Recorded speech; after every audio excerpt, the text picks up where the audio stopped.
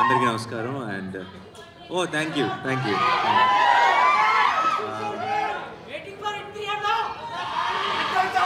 రోజులు అందరికీ నమస్కారం. ఇక్కడికి వచ్చిన మీడియా మిత్రులందరికీ మనం ఆల్రెడీ ఇందాక కలుసుకున్నాం, మళ్ళీ ఇక్కడ కలుసుకుంటున్నాం. చాలా సంతోషంగా ఉంది, ఒకే రోజు 2 సార్లు కలవటం. అండ్ శబ్దం గురించి ఐ డోంట్ నో ఎక్కడి నుంచి స్టార్ట్ చేయాలి. ముందు ఆదితోనే స్టార్ట్ చేస్తా. ఆది నాకు ఎప్పటి నుంచో అంటే ఆల్మోస్ట్ నిన్ను కోరి టైం నుంచి ఆబ్వియస్లీ ఫ్రెండ్.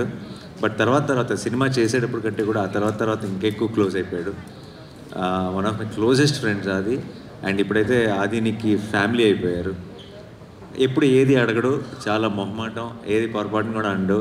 ఎప్పుడో ఒకసారి సినిమాని ఒపీనియన్ కోసం ఏదైనా ట్రైలర్ కానీ ఒక టీజర్ కానీ వచ్చినప్పుడు నన్ను కలిసినప్పుడు చూపిస్తాడు ఫోన్లో. అండ్ ఈసారి శబ్దం గురించి చాలా ఎక్కువ చెప్పాడు. అండ్ తను ఫస్ట్ టైం శబ్దం గురించి అడిగాడు నన్ను ఇక్కడికి రమ్మ.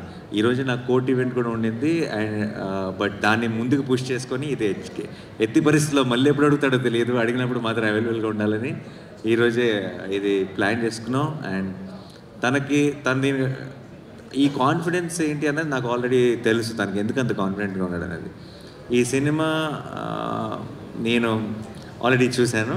అండ్ మిగతా ఇక్కడ వాళ్ళందరిలాగే ఐ థింక్ టెక్నికలీ నేను ఈ మధ్యకాలంలో కాదు, చాలా కాలం నుంచి నేను చూసిన ఒక టాప్ నాచ్ ఫిల్మ్. ఎందుకంటే ఎవ్రీ డిపార్ట్మెంట్ అది ట్రైలర్ చూస్తేనే మీకు అర్థమైపోతుంది. కానీ సినిమాకి వెళ్ళి చూసి నేను సర్ప్రైజ్ అయిన విషయాలు చాలా ఉన్నాయి. Especially I don't know if I can say this, but there's one scene in the film where just ఒక టీ కప్పులోకి ఒక మన షుగర్ క్యూబ్ పడితే కూడా అది ఎంత స్కేరీగా ఉంటుంది అంటే దాంట్లోకి ఒక స్పూన్ పెడితే ఎంత స్కేరీగా ఉంటుంది అన్నది.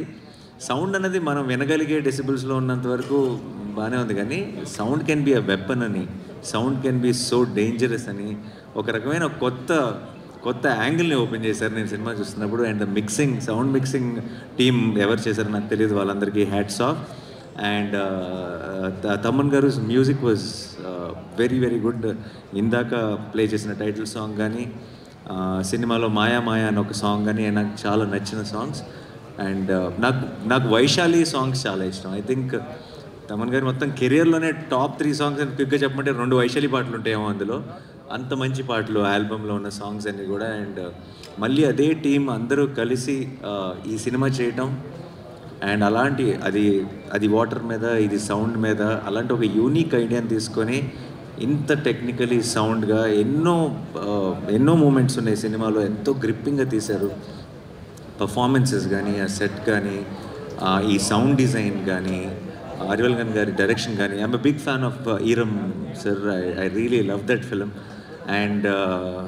And Sabdham was on par with it in every which way, technically in every way. And I really loved that experience. And ఇలాంటి ఒక ఐడియాని కన్విన్సింగ్గా చెప్పాలి అంటే చాలా పెద్ద పని, చాలా కష్టం అది. అలాంటిది ఒక మంచి టీం దొరికినప్పుడు మాత్రమే, అందరూ అలాంటి ఒక ఐడియాని నమ్మి కోఆపరేట్ చేసినప్పుడు మాత్రమే అలాంటి ఒక ఐడియా ప్రాణం పోసుకుంటుంది. And Sabdham was brilliant in that way. And నాకు కూడా ఇందాక ఆది చెప్పినట్టు నాకు కూడా ఏం చూడాలో తెలియదు, కన్ఫ్యూజ్ అయినప్పుడు హారర్ సినిమాకి వెళ్ళి ల్యాండ్ అవుతాను నేను కూడా. అండ్ లక్కీగా అలాంటి మూడ్లో ఉన్నప్పుడే పిలిచి శబ్దం చూపించాడు అది. సో నేను చాలా ఫుల్గా ఎంజాయ్ చేశాను ఈ సినిమాని.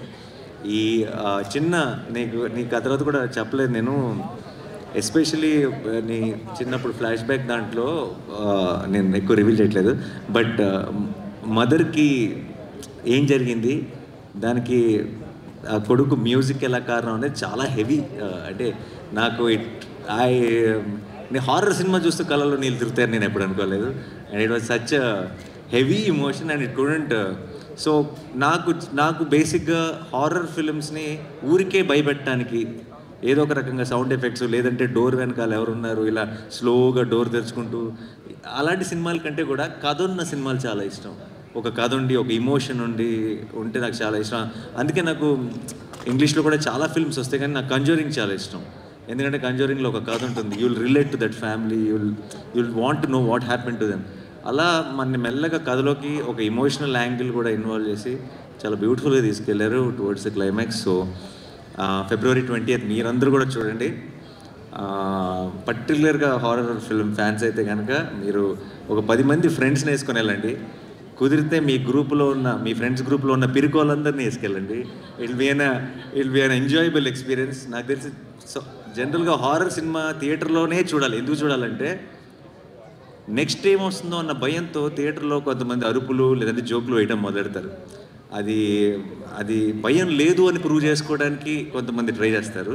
సో ఆ ఎక్స్పీరియన్స్ ఐ థింక్ థియేటర్లో మాత్రమే ఎంజాయ్ చేయాలి. సో February 20th మీరందరూ కూడా వెళ్ళి శబ్దం సినిమాని చూసి మా ఆదిని ఈ టీం మొత్తాన్ని బ్లెస్ చేసి ఒక బ్లాక్ బస్టర్ వాళ్ళ చేతికి ఇవ్వాలని మనస్ఫూర్తిగా కోరుకుంటున్నాను.